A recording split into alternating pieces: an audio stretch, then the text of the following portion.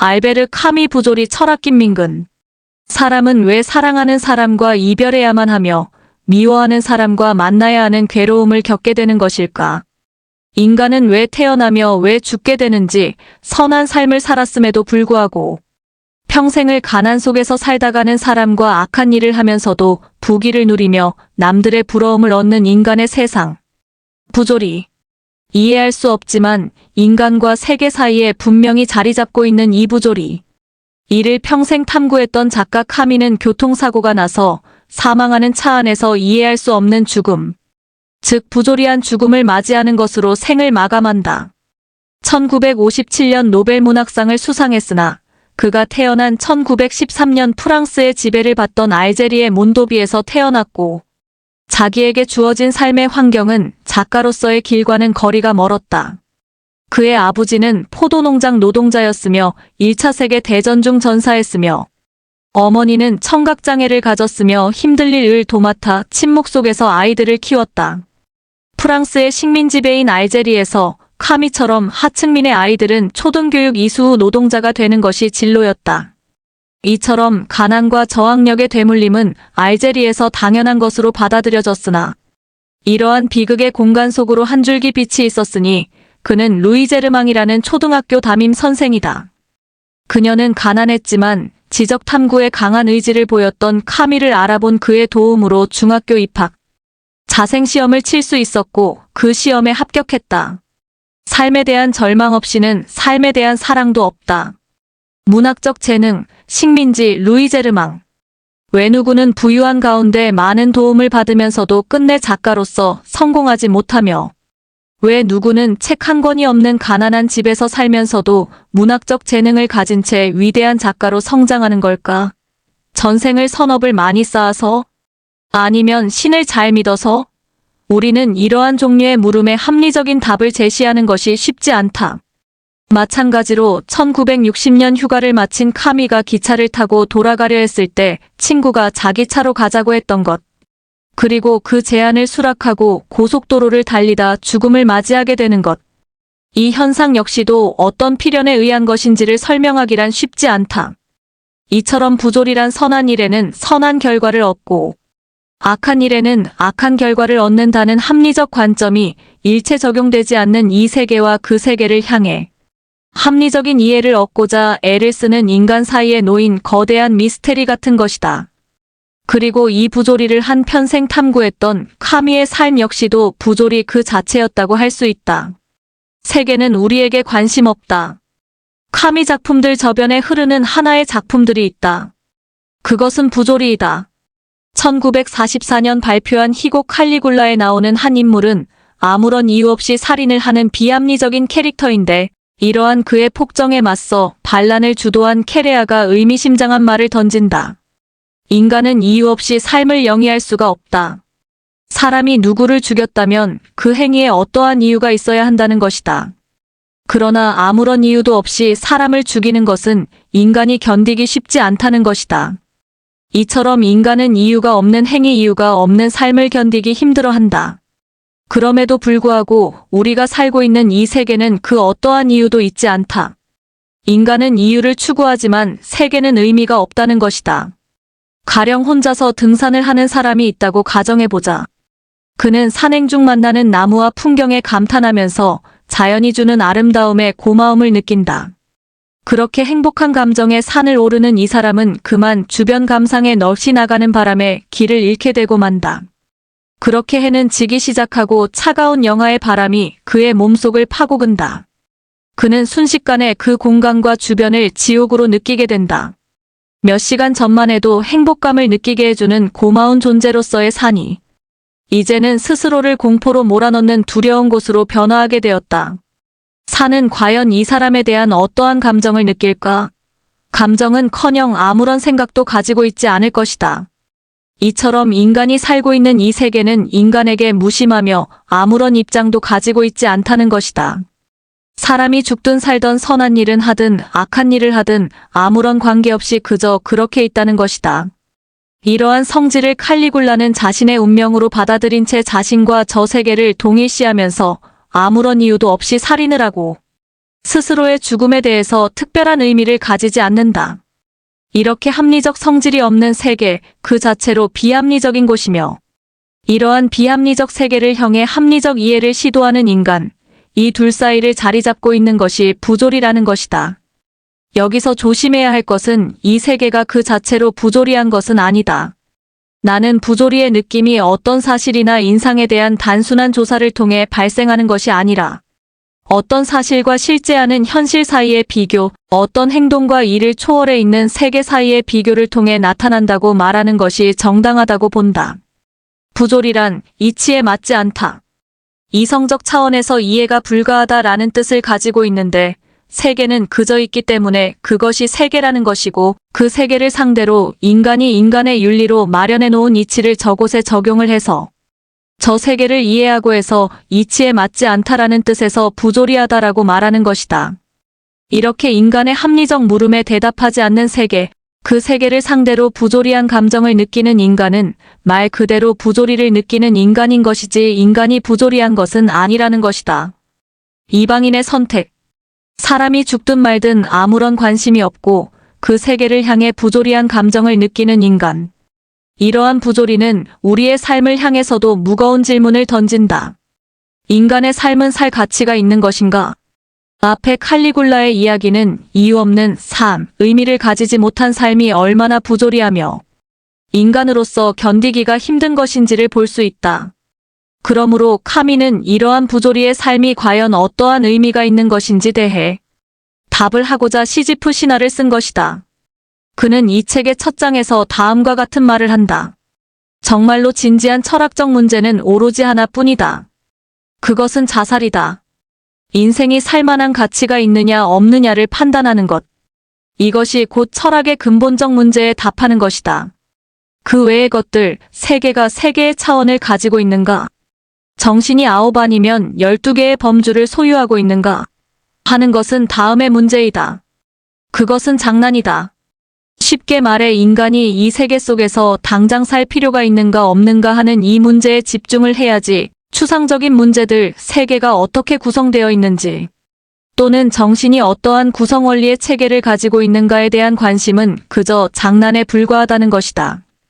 왜냐하면 카미는 지구와 태양 중 무엇이 돌고 있냐 하는 문제는 중요한 것이 아니다. 분명히 말하건대 이것은 쓸데없는 문제이다. 이에 비하여 삶이 살만한 가치가 없다고 여기는 생각으로 인해 많은 이들이 죽어가는 것을 나는 본다. 이러한 카미의 철학적 입장에는 이번의 세계대전으로부터 경험한 삶에 대한 입장 및 그 시대의 분위기가 자리 잡고 있다. 카미는 이방인의 메르소를 통해서 의미가 없는 삶, 부조리한 살 속에서 살아가는 인간의 모습을 적나라하게 보여준다. 본시 그는 세계가 그런 것처럼 이렇다 할 윤리적 기준도 가지고 있지 않으며 특정 가치관이나 특정 종교적 신념도 소유하지 않은 채 살아가는 그런 인물로 그린다. 이러한 메르소는 양로원에서 살고 있던 어머니가 돌아가셨다는 정보를 받고 장례식장을 가는데 그곳에서도 별다른 감정을 보여주지 않으며 누가 봐도 이해할 수 없는 무심한 모습으로 서 있다. 장례식 이튿날 여자친구와 코미디 영화를 보고 섹스도 한다.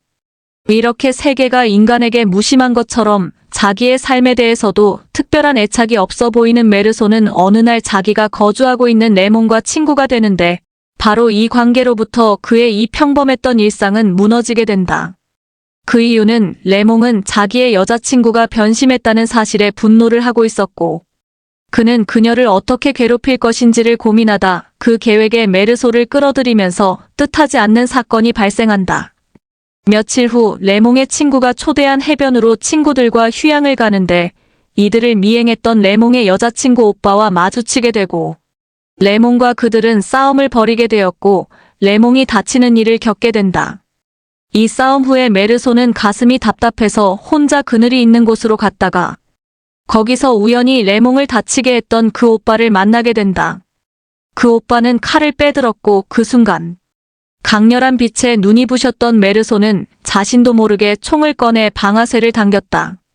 이렇게 살인자가 되었다. 그러나 순간 눈이 부셨던 것을 제외하면 그가 살인자가 된 특별한 이유는 없다. 이처럼 이 작품의 주인공은 큰 이유 없이 사람을 죽였다. 이 세계가 태풍, 지진 등과 같은 형태로 인간의 삶을 앗아갈 때 특별한 윤리적 이유가 없는 것처럼 말이다. 이렇게 법정에 서게 된 메르소는 자신의 재판을 마치 하나의 구경거리라도 되는 듯 관찰을 한다. 그리고 이 재판 과정에서 그에게 쏟아진 질문은 사람을 왜 죽였는가? 에 대한 것보다는 어머니의 장례식에 보였던 그 이상한 태도에 관한 것이었다. 종교적 관례를 따르지 않는 메르소의 행동. 이것에 대해 사회는 그에게 해명을 요구하였고 그 요구에 대해 메르소는 화를 낸다. 그에게 이 문제는 이해할 것도 해명할 것도 없는 것이었기 때문이다. 이렇게 메르소는 이방인이 된다. 세계가 나를 품고 있는 도덕적인 집일 것이라고 믿었던 그 믿음에 무관심이라는 진실이 개입하는 순간 우리는 이 세계의 집으로부터 이방인이 된다. 애초부터 아무런 의미도 발견할 수 없는 세계. 이 세계 속에서 의미 없는 삶을 살고 있었던 메르소. 그는 자신의 살인 행위보다 이 세계에 무관심한 그의 태도에 향해 질타하는 다른 사람들의 시선 속에서 이방인 된다. 만약 이때 메르소가 그럴듯한 변명을 만들어내서 그들이 듣기 좋아하는 말로 자신을 변명했더라면 자기에게는 거짓일지라도 사회적으로는 어느 정도 이해가 가능한 그런 존재로 수용될 수도 있었을 것이다. 하지만 메르소는 이방인의 길을 선택한다. 그렇게 감옥에 갇힌다. 그는 이 속에서 새로운 깨달음을 얻게 된다. 세계의 무심함이 자신과 상당히 닮아 있다는 그 사실에 자신이 행복을 느끼고 있다는 점이었다. 앞서 칼리굴라에게 반기를 든 케레아는 인간이 삶의 의미가 있어야 하며 우리는 이유 없이는 그 삶을 살아갈 수가 없다라고 하면서 의미 없는 행위로 다른 이들의 삶에 대한 의미마저 증발시키고 있었던 칼리굴라는 제거하려 했지만 지금 여기 메르소는 이 세상이 어떠한 의미를 가지고 있을 필요가 있는가 하는 것과 의미를 없다. 할지라도 충분히 행복할 수 있다는 자각을 보여주고 있기 때문이다. 저 칠흑 같은 지하 공간으로서의 감옥에서 그는 행복할 수 있다는 것이다. 왜냐하면 그 어떠한 의미도 벗겨져 버린 저 감옥 속에서도 내가 행복하기로 마음먹는 순간 얼마든지 그렇게 할 수 있는 자기의 선택이 있기 때문이라는 것이다. 굳이 내가 살기 위해 합리적 의미가 필요한가? 나의 삶이 행복하기 위해 이 세계가 어떠한 도덕적 이유가 존재해야 하는가? 를 물었을 때 메르소는 그따위 것들이 뭐가 필요하느냐라고 말을 하고 있는 것이다. 그런 것 없어도 나는 이 감옥 속에서 저 새들과 구름을 행복하게 구경할 수 있고 행복할 수 있다는 것이다. 여기서 카미가 부조리에 대한 자기의 철학적 입장을 보게 된다. 그는 부조리가 그 자체로 나쁘거나 비극이 아니라 부조리로 인해 우리는 창조적인 존재가 될 수 있는 것이며 나의 역사를 써나갈 수 있다고 보고 있는 것이다. 이것은 세상 모든 것에 의미가 다 있다면 우리는 그 의미를 읽고 이해하느라 정신이 없을 것이라는 말이다. 이 세계가 어떤 의미를 가지고 있다면 우리는 그 의미에 나라는 존재를 맞춰야 하는 부당함을 가지게 되며 여기서 나는 제약을 받게 될 것이라는 이야기이다. 그저 인간과 세계의 부조리를 의식하지 못한 채 관습에 몰입하여 사는 인간보다는 오히려 부조리의 진실을 의식하면서 자기 창조를 실현하는 인간이 되도록 하는 것이 카미의 입장이다. 실존주의와 다른 카미. 부조리한 이 세계에서 인간은 자기의 의미를 창조한다는 내용이 사르트르의 실존주의 철학과 닮아 있다. 카미의 부조리의 개념이 사르트르의 구토라는 개념과 상당히 닮아 있다. 사르트르의 구토 개념은 하나의 책상이 있다. 이것은 하나의 도구라는 사물로 설정되어 있다. 그런데 이 도구의 성질이 사라진다면 그때는 나와 무관한 하나의 사물, 책상 그 자체의 본 모습이 나타난다. 여기서 책상에 대해 아무런 의심 없이 곧바로 하나의 도구로 간주하며 대하는 이 태도가 인간 중심적 태도이며 우리는 바로 이러한 습관에 매몰된 채 이 세계 속에서 살아가고 있는 것이다. 이 습관이 깨지고 인간 중심적 관점이 와해되고 나면 우리 주변의 사물들은 나의 필요성에 의해 저 자리에 있는 것이 아니라 우연적 존재로 재인식되고 나면서 나의 습관적 이해지평으로부터 벗어나게 되는 것이다. 즉, 세계의 우연성이 적나라하게 드러낸다는 것이다. 심지어 나라는 존재조차도 나의 이해 영역에서 벗어나게 되는 것이다. 이때 우리는 구토를 느낀다라고 사르트르는 이야기한다. 이에 비해 카미는 부조리를 말하는 것이다. 부조리란 본질적으로 하나의 이혼 또는 절연을 말한다. 나와 세계가 합리적이면서도 도덕적으로 연결되어 있을 것이라고 믿으며 살았던 나의 습관적 사고에 무심하며 아무런 의미도 가지고 있지 않은 이 세계의 본 모습이 있는 그대로 나타날 때 인간과 세계는 이혼을 하게 되며 이때 우리는 부조리를 느낀다는 것이다. 이렇게 나와 이혼한 세계 그 속에서 우리는 이방인이 되는데 우리는 태어나고 죽는 것에 아무런 이유도 없다는 사실, 즉 어떠한 본질도 없다는 사실을 알게 되는 것이며 이것은 사르트르가 말하는 실존주의 철학과 비슷한 맥락을 가지게 되는 것이다.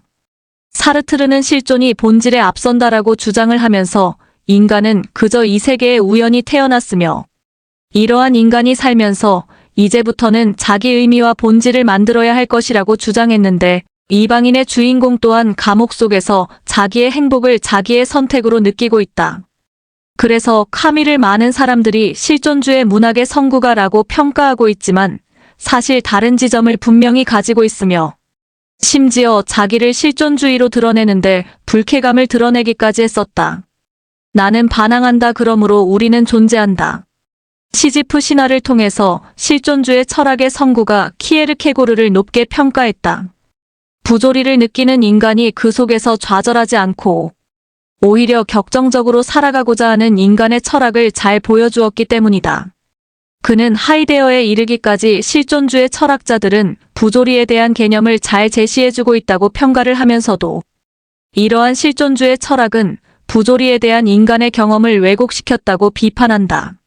실존주의 철학은 부조리를 느끼는 인간이 바로 그 부조리의 감정을 소중히 여기면서 자기의 삶을 살도록 도와주지 않고 바로 저 부조리한 것을 부정적인 것으로 해석하면서 이를 극복하게 만들려도 든다는 것이다. 가령 키에르케고르는 신으로부터의 도피 또는 초월을 극복의 방안으로 제시하는데 이는 부조리를 잘못 이해한 것이라고 말한다. 다시 말해 부조리란 이 세계에 있는 것이 아니라 인간과 세계 사이에 있는 것이다. 세계는 부조리하지 않는다. 그것은 오로지 합리적 관념을 가진 인간이 저 세계와 관계를 맺을 때만 나타나는 감정이다. 그러므로 이 부조리의 감정은 당장은 불쾌하게 다가오지만 이것은 우리에게 필요한 감정고 알아야 할 감정이고 실존주의는 저 관계를 인정하지 않은 채 세계가 부조리하며 그러므로 저 부조리한 세계를 극복해야 한다고 본다. 이것이 실존주의 철학과 카미의 철학의 차이이다. 자살, 희망 반항을 통해 부조리를 느끼며 살아야 하는 인간이 어떻게 살아야 하는지 제시한다. 이 중에서 자살과 희망은 바람직한 해답이 되지 못하고 반항이 옳은 방향이라고 말한다. 먼저 자살은 부조리를 느끼는 두 개의 대립항 인간과 세계 중에서 인간의 의식을 삭제 처리하는 것이기에 답으로 제시할 수 없다 하며 희망은 종교적인 것인데 이러한 종교는 인간의 대립항으로 있는 세계를 부정한 채 가상의 세계, 즉 신으로부터 마련된 도피처를 상정하는 것이기 때문에 제대로 된 답이 될 수 없다고 보았다. 하나 남은 반항은 지하세계의 신의 하데스에 속인 죄로 형벌을 받은 시지프는 무거운 바위를 굴려 높은 산꼭대기에 올려놓으라고 한 하데스의 명령을 이행해야 한다. 그러나 산꼭대기에 돌을 올려놓는 순간 돌은 다시 굴러떨어진다. 결국 시지프는 아무리 노력을 해도 저 돌을 산꼭대기에 올려놓을 수가 없는 운명에 처했다는 사실을 알게 된다. 이때 시지프는 자신의 이 부조리한 삶에 대해 다음과 같은 태도를 처한다. 그는 자신이 올려놓은 돌이 다시 산 아래로 굴러내려가는 것을 보면서 저것을 다시 밀어 올릴 수 있는 자신의 삶에 자부심을 느끼는 것, 다시 말해 신이 자기에게 준 형병을 자기의 삶에 자부심으로 받아들이는 것이 카미가 말하는 반항이라고 하는 것이다. 그는 반항하는 인간에서 아니라고 말하는 인간이다. 허나 그는 거부할지언정 포기하지는 않는다. 또한 그는 반항에 대한 첫 번째 충동에서부터 예라고 말하는 인간이기도 하다. 그는 본질이 없으며 이 세계에서 자기 창조를 해야 하는 존재이지만 카미에게 인간이란 본질적으로 자기 존엄성 위에 결사적으로 아니라는 말을 해야 하는 그런 존재로 이해된다. 인간에게 반항이란 자기 존엄성을 위한 반항이기도 하며 타자의 고통과 괴로움에 대해 나타내게 되는 개념이기도 하다. 반항은 타자와의 관계 속에서 누군가가 자신의 범위를 침해하면서까지 자기 권리를 확장하려 들 때 이것은 너무하다 라는 감정이 들 때 시작이 된다는 것이다. 그러므로 인간은 나와 너 사이의 반항이라는 감정을 매개로 연대가 가능하게 된다. 다시 말해 반항은 개인에게서 사회로 확대되는 것과 동시에 모두의 숙명 같은 것이다.